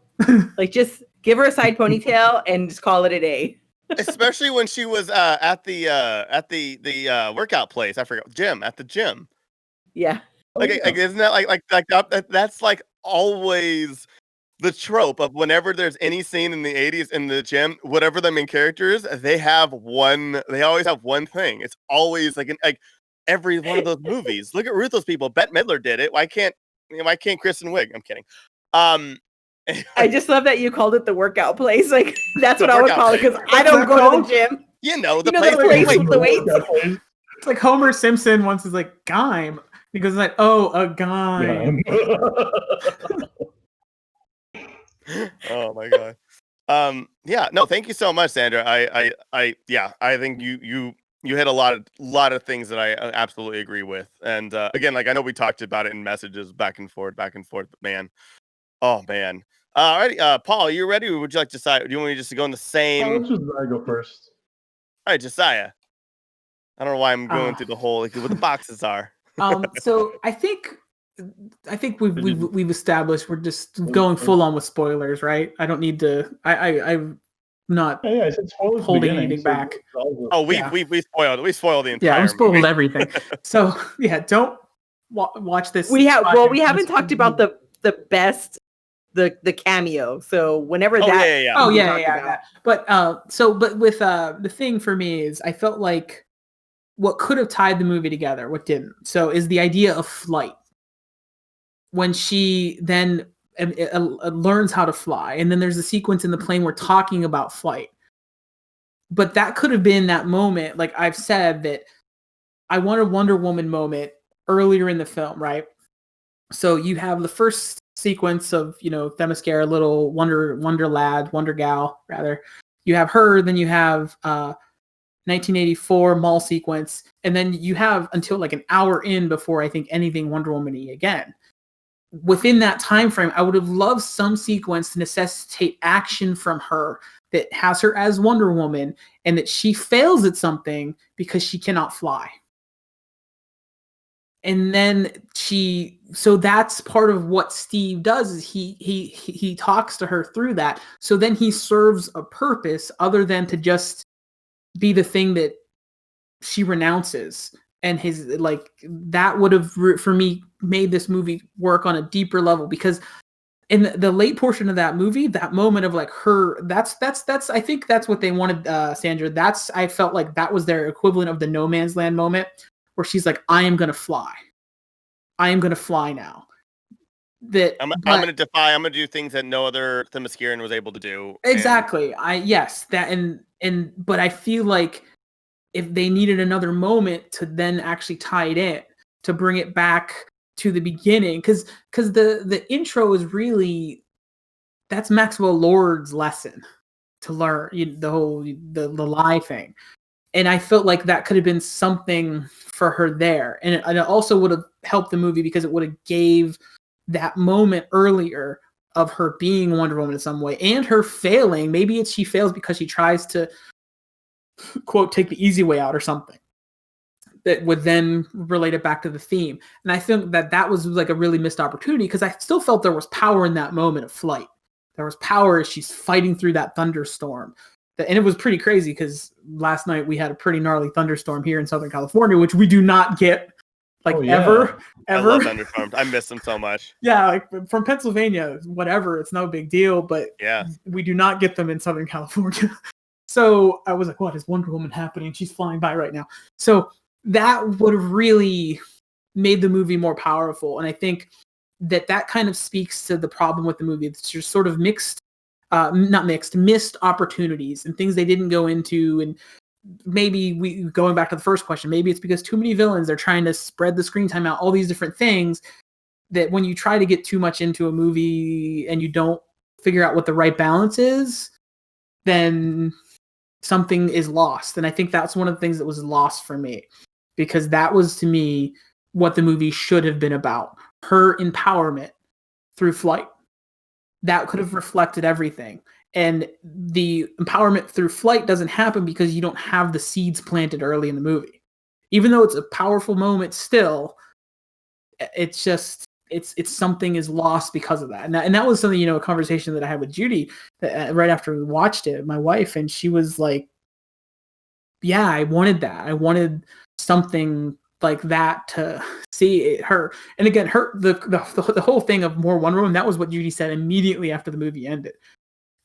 So behind me, right, I have some Wonder Woman. This is a Wonder Woman that I gave Judy. Both of these are, and there's a couple of them actually, when I proposed to her. So I got all this Wonder Woman stuff, and I was buying it for months and months and months leading up to her when we proposed. So I took her out to dinner at a sushi place. It was fancy enough to be memorable, but not like super fancy, so she would know something was up, kind of thing.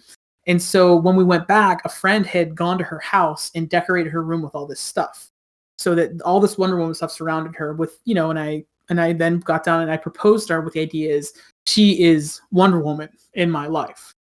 And so I think when Judy was watching it, like kind of her take was she wanted, as a female that has appreciation and love for Wonder Woman, she wanted more of Wonder Woman, and she wanted Wonder Woman to be the driving force behind the movie, but they let it be Steve. That's the biggest miss. So, and it could have been perfect where Steve helps empower her by letting her understand the beauty and the power of flight.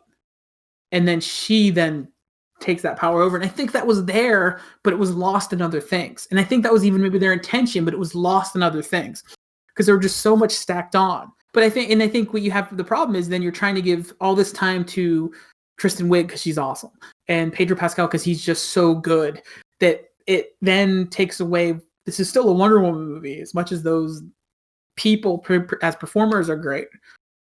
Even that, and it just gets lost. And again, it's not always a problem to have multiple villains, but this is an example of where it's a problem to have multiple villains because there's only so much screen time to go around.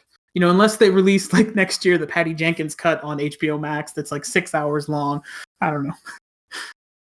I think there was an article saying that there is not a Patty Jenkins cut, so it's just, I guess, is hopeful. Yeah. Yeah, no. Right. Yeah, no, thank you so much. But that's it for me. And I would like, that was really what I saw. And I say all these things, and I really want to say I like the movie. And I might even say I really like the movie because I just enjoyed it. I like the tone of it, even though I felt like it was very heavily a Richard Donner movie, and maybe it would have been better if it had its own tone. But I just enjoyed it. I enjoyed the ride of it. I think it could have been, though, there were things in this movie that could have allowed it to be a great Wonder Woman movie. And that's where it makes me sad because it's like, oh, so close. Like the flight stuff, oh, so close. That kind of thing. Yeah, I will agree with that completely. So far, I agree very much with both of you, Sandra and Josiah. Since you guys have went and Paul has not gone yet, that I anticipate that I'm going to agree with Paul as well. But I think one thing about this story is that I don't understand why all superhero movies are so afraid of just letting a villain marinate a little bit. I don't understand why Kristen Wiig just had to be I'm good, and then and then insert poison ivy here, insert other thing, like every villain in every DC movie ever here. Um and it's literally she's just a copycat of Poison Ivy and Batman and Robin. Like, almost. I mean, I would say that Kristen Wiig is I love Uma Thurman. She's a phenomenal actor, but I think Kristen Wiig has this charisma in this delivery to make her way different and a little bit more relatable and easy to and it got maybe just easier to watch and like really enjoy in the gulf of the story. Where and so like with this movie, it was just kind of lots of missed opportunities and lots of just this needs to happen now because we said so. We need this cat calling to be the biggest issue in the world. Which it is, of course, absolutely an issue in safety and people and in women not feeling safe at nighttime is obviously a very, very big deal and issue.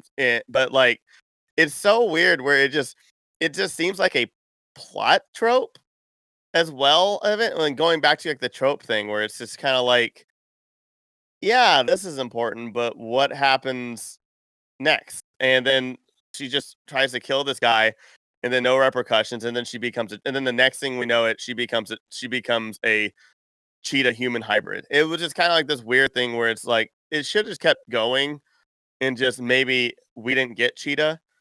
And I was the same way with Pedro Pascal, where just I feel like he went from failed businessman to president to I'm on everybody's TV now and using this new technology, and it got really anticlimactic where most superhero movies end up in gigantic football stadiums or have a big thing at airports or have big battles in the sky.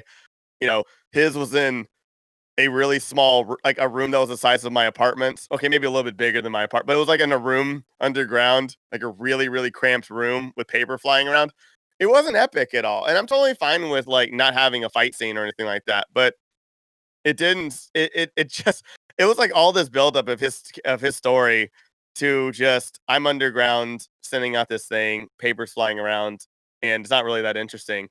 And I feel like that's kind of like a good metaphor for this movie, where it's like all this buildup, but then no matter what, it's just gonna be this like no matter what, it's gonna end. Whatever they try to bring up in this movie is gonna end with like some tan walls and everybody being like, "Hey, we almost did something really cool there," and then ta-da, and that's it. And so that's just the ongoing thing. Like Kristen Wiig was awesome at the party, and she looked gorgeous and was fierce. And then she rescinded and was just like didn't really learn anything from it. And then she's like, "Yeah, I just gave Maxwell Lord the thing." Like I hated the fact that they show him hiding the rock, and then she was like the next thing, like, "Oh, I let him borrow it."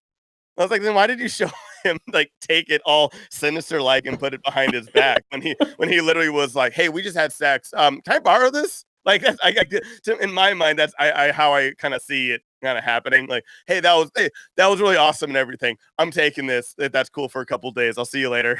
Like, I don't know why they had to show him hide it. What? I like how I left a little receipt too. Underneath the grass or whatever in that box. Left a little receipt. This is for you. Call me in the morning. Yeah.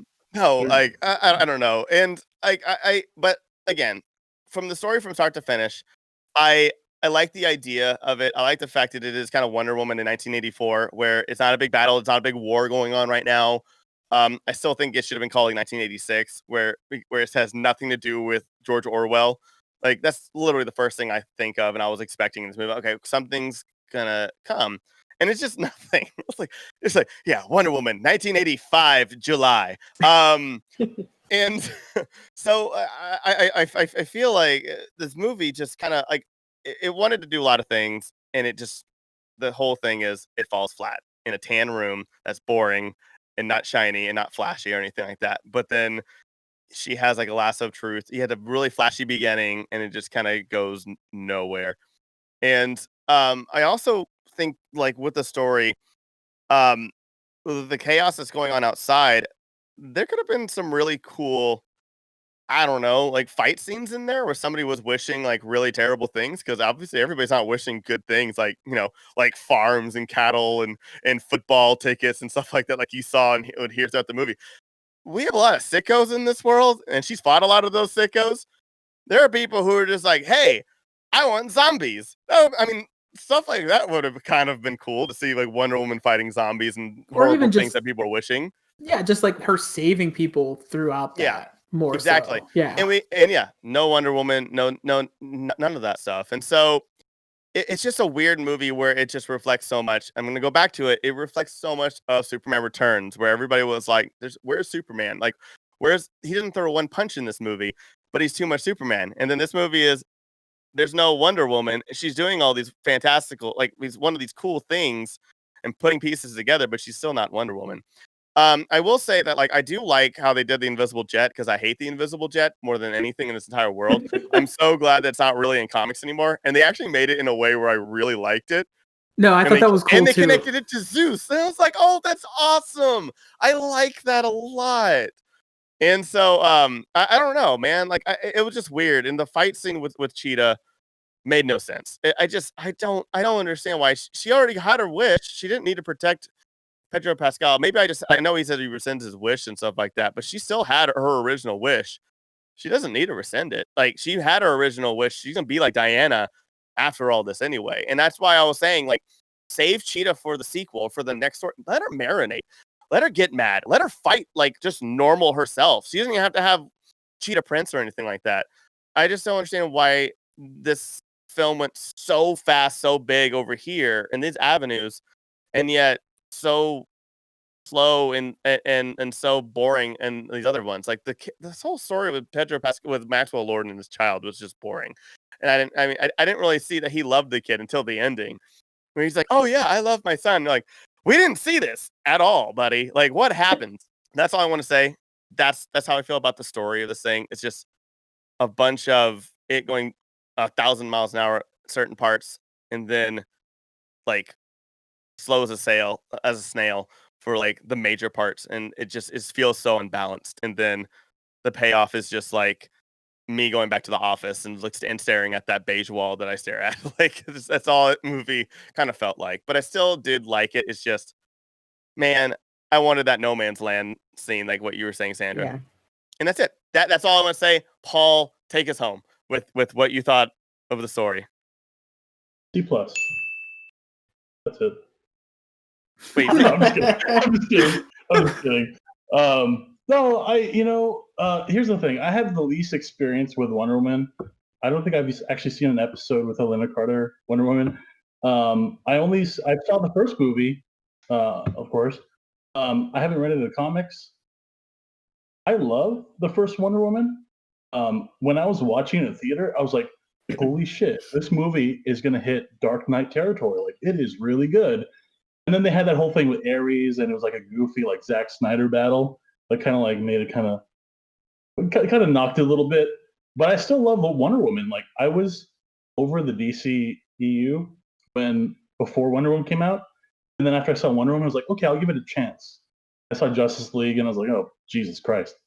And then like I'll give DC movies a chance. I'm not like I love Marvel movies, and I don't have like a Marvel bias, but there's so many things that Marvel movies do that are right, and they do it well. And it still feels like, I don't know how many years in the DCU is, but it still feels like they're trying to find their footing. And then every once in a while they have like a good movie, like Birds of Prey, or the first Wonder Woman. Yeah, Shazam is another one. Yeah, and those seem like anomalies in the filmography. Like they just, yeah, I don't know. Anyway, this movie's okay. I was I had Going into this movie, I was hoping that it was going to match like the heights of the first Wonder Woman, but obviously it didn't. And I wasn't upset about that. I was just like, oh, it's okay. It's an okay movie. There's a lot of problems, and it's not a very good movie. And the thing with these movies is that when movies are bad, if it goes like, I think this movie slid into the so bad it's good territory. Like, I specifically like the scene where Pedro Pascal's like, he gets off the helicopter and he's just calling out to his son, and then his son just runs out from the bushes or something, like randomly. Like, how did he know to be right there? Like, how did Alistair know where he was? And like, I don't know. And I was thinking like, oh, maybe he had some kind of whistle for his kid that only his kid can hear, and so he ran out of the bushes. I don't know. It was just like really bizarre choices. Like, Cheetah looked. I think Cheetah. I agree with all of you that Cheetah should have just been Kristen Wiig in like the suit, and not an actual like extra from Cats, like that weird CGI. I mean, she is a cheetah in the comics. Like, she does become the hybrid cheetah. She's a hybrid cheetah. I think if she just had the overcoat, we would have got it. We're like, oh, she's Cheetah. Like, we get it. Yeah, and then save her for the next movie. Yeah, Cheetah's too strong of a character anyway. She's in the Legion of Doom. I'm just, I come from the point of, I'm just thankful there's like a new movie out, and I enjoyed watching something that wasn't Breaking Bad again, or Sopranos, or Mad Men. Like, I was just enjoyed watching something new, and I just, that was nice, watching something new. I'm super psyched about HBO Max having like all the 2021 movies being on HBO Max at the same time as theaters. And I just enjoy the movie. I know that's like not the common opinion to have like, on the internet. Just enjoy something even if it's bad, but I enjoyed it even though it was a bad movie. I don't understand like all why people are freaking out. That it didn't really like live up to the expectations or something. From what Tyler was saying, it sounds like The Last Jedi all over again. Like, people are freaking out, like, oh. Oh, it's so bad. Yeah, I mean, I just think people need to chill the fuck out and enjoy things. Just enjoy things, whether it's good or bad. Just enjoy things. Like, thank God we got a new movie. We didn't get any Marvel. We didn't get anything for like a long time.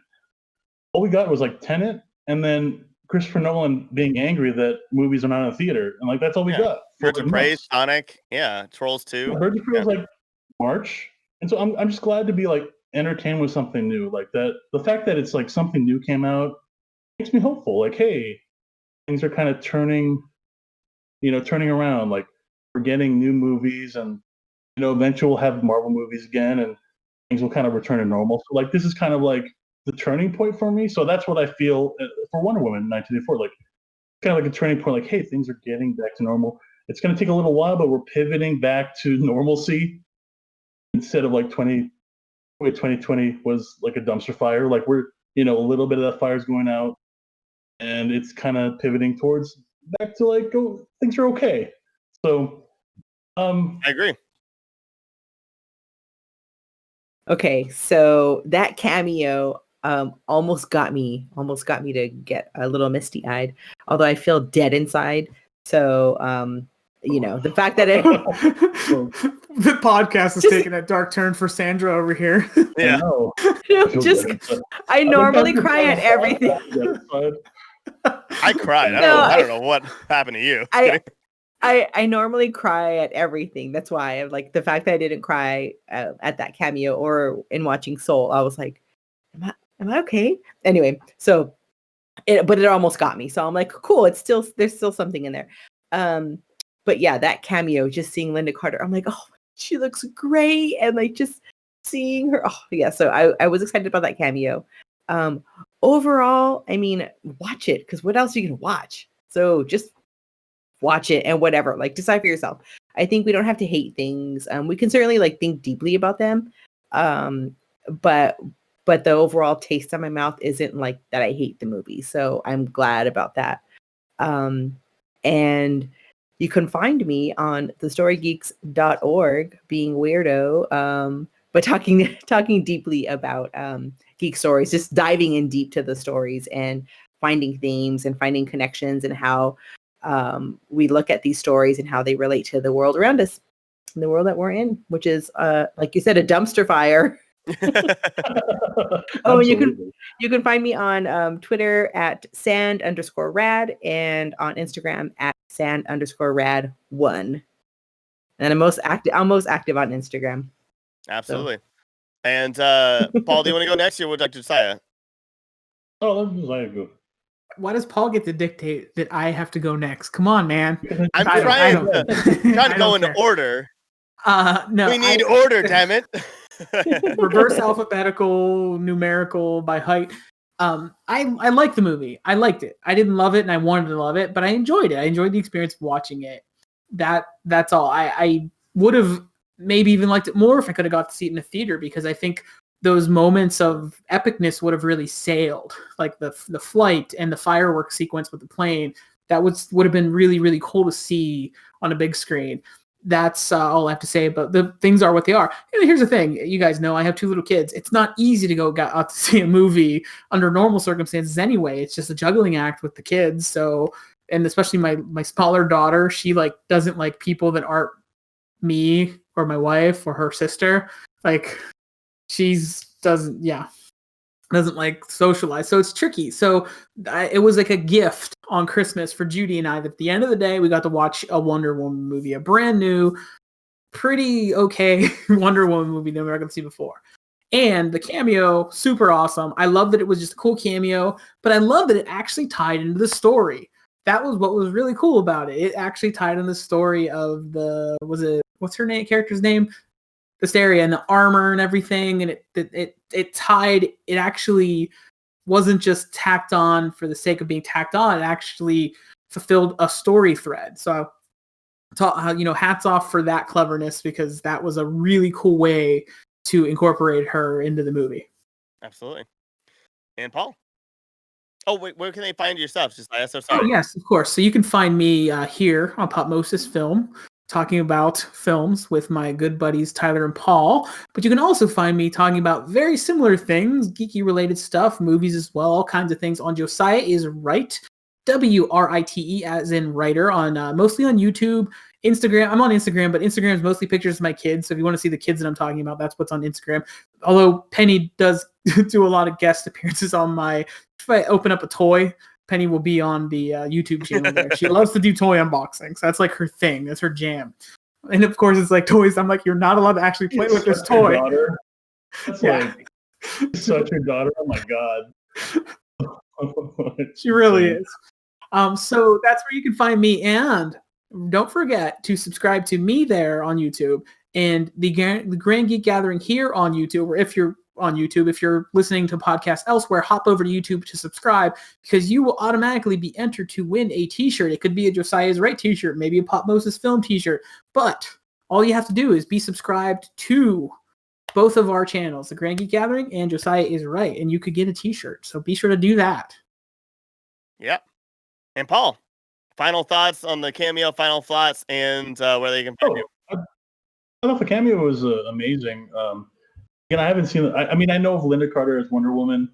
I thought it was cool. And I like how they integrated into the story. I thought that was neat. And I don't know, this movie's fine. I'm just glad to see something that's new and not something made like 10 years ago or whatever. I'm just happy something's new. And so, yeah. And I think people on the internet need to chill out. If they like it, they like it. If they don't, they don't. Everybody has an opinion, and I don't know. People need to chill the fuck out. It's like, you know what I mean? It's just a movie, and if you enjoy it, fine. If you don't, keep it to yourself. I mean, it's a documentary, but I know what you mean. Just kidding. I don't know. I never understood why. If you don't, watch a different movie. Problem solved. Yeah, I never understood the nerd rage. If something's bad, just move on with your life. It's fine. And it can't be as accurate to real life like Shrek, and then that's the thing. Right. Yeah, I mean, not everything could be Kung Awesome. And where can they find you, Paul? Tyler's jokes have layers like an onion. Yes. Thank you. Parfaits have layers. You can find me on Instagram at Arcade Blackfire. I never post, so But you can find me there. anyway. I haven't posted in a long time. I'll post again eventually. I just didn't want anything from 2020. You know, like I don't want to remember this year in any way. I want to move on from this year because there's some good things. There's some good, but it sucked. Everybody knows it sucked. So, but, absolutely. How about you, Tyler? What are your final thoughts? That cameo absolutely made me cry both times. Both times watching it, tears, everything. Linda Carter, love the old show. Love Linda Carter as a person. She's unbelievably stunning and powerful, and just like she's my Wonder Woman. Damn it, she's my Wonder Woman. So yeah, loved it very much. Was it a stoic tear? Was it like no, I think both eyes had tears probably on both sides. I would say like maybe 3 tears. I would say was it like another cry? It wasn't a 4 tier. It wasn't Lord of the Rings: Return of the King, but it was a 3 tier. Because I honestly didn't expect it.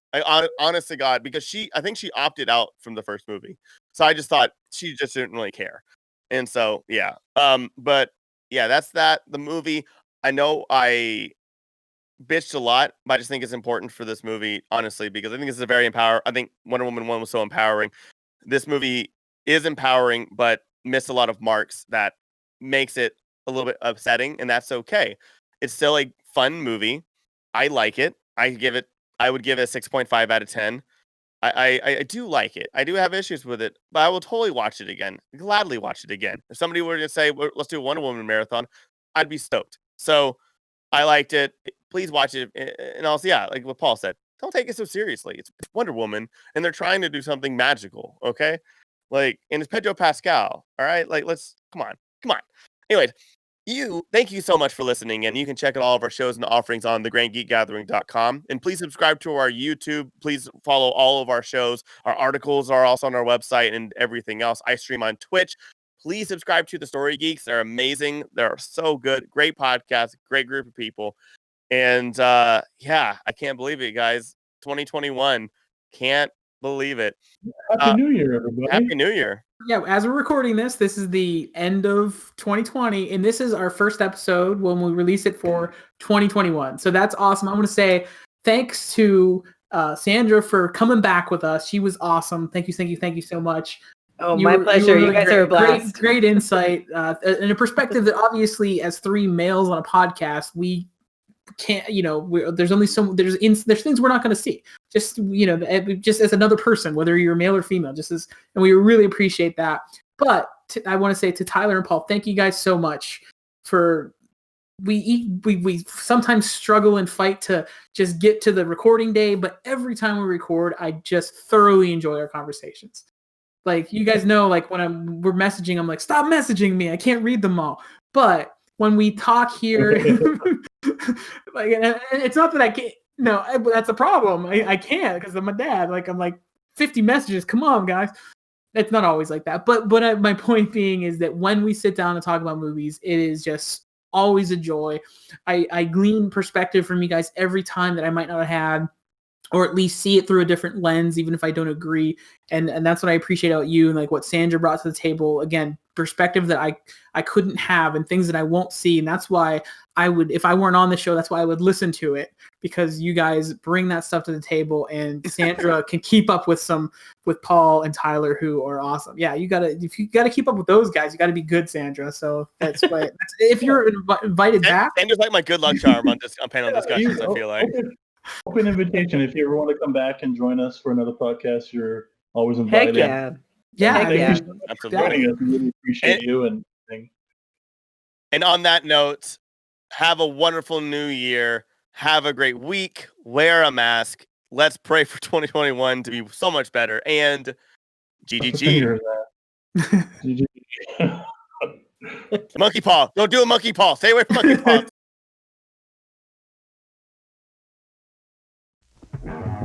What's on the silver screen? Things you wouldn't believe.